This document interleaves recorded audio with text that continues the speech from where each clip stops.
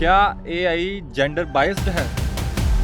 सोचिए, अगर एक दिन आपकी नौकरी एआई चुने और कहे तुम रिजेक्टेड हो क्योंकि तुम एक लड़की हो।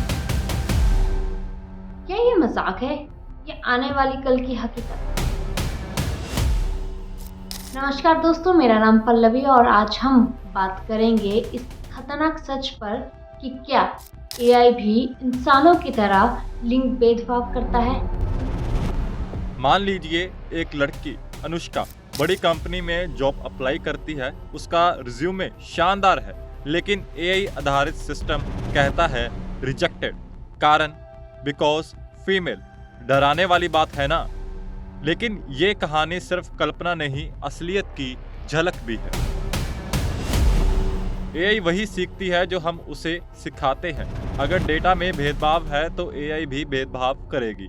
यूनाइटेड नेशंस की रिपोर्ट कहती है कि लगभग 133 एआई सिस्टम में से 44% ने जेंडर बायस दिखाया। यानी एआई सिर्फ टेक्नोलॉजी नहीं, ये समाज के छिपे हुए पूर्वग्रहों का आईना भी है।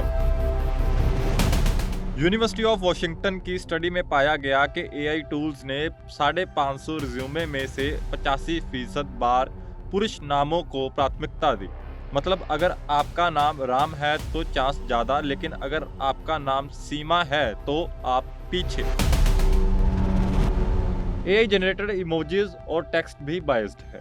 जैसे डेल ई अक्सर पुरुषों को इंजीनियर और महिलाओं को नर्स दिखाता है, या चैट जीपीटी जैसे मॉडल लीडर शब्द को मर्दाना गुणों से जोड़ता है। यानी मशीनें वही रूढ़िवादिता दोहरा रही हैं जो इंसान करते हैं। फेशियल रिकॉग्नाइजेशन सिस्टम महिलाओं को पहचानने में कई गुना ज्यादा गलती करता है। शोधकर्ता जॉय बुलोमाविनी ने दिखाया कि महिलाओं में एरर रेट 34% तक, जबकि पुरुषों में सिर्फ 0.8% है। यानी सिक्योरिटी, पुलिसिंग, पासपोर्ट, सबसे ज्यादा गलत असर महिलाओं पर। सोचिए कल को जॉब इंटरव्यू, मेडिकल टेस्ट या स्कॉलरशिप एआई तय करे और उसमें लड़कियों को पीछे रख दिया जाए। ऐसा हुआ तो समाज में और बड़ा गैप पैदा होगा। हरारी कहते हैं डेटा है नई ताकत, और अगर डेटा बाइस्ड है तो ताकत भी बाइस्ड होगी। क्या हम उसी तकनीक से भेदभाव दोहरा रहे हैं जिससे समानता लानी थी? लेकिन सवाल सिर्फ डराने का नहीं, बायस को हटाना आसान नहीं है, क्योंकि एआई एक ब्लैक बॉक्स है। हम अक्सर नहीं जानते कि वह क्यों ऐसा सोचती है। डाटा भी अधूरा है, खासकर महिलाओं और अल्पसंख्यक समूहों के लिए।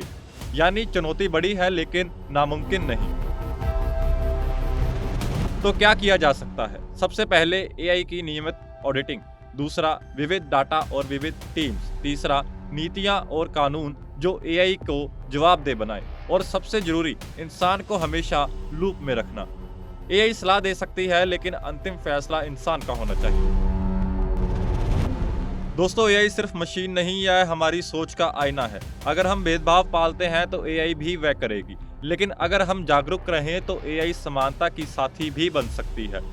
अब सवाल आपसे, क्या आप मानते हैं कि एआई लड़कियों को पीछे रखेगी या हमें बराबरी दिलाएंगी?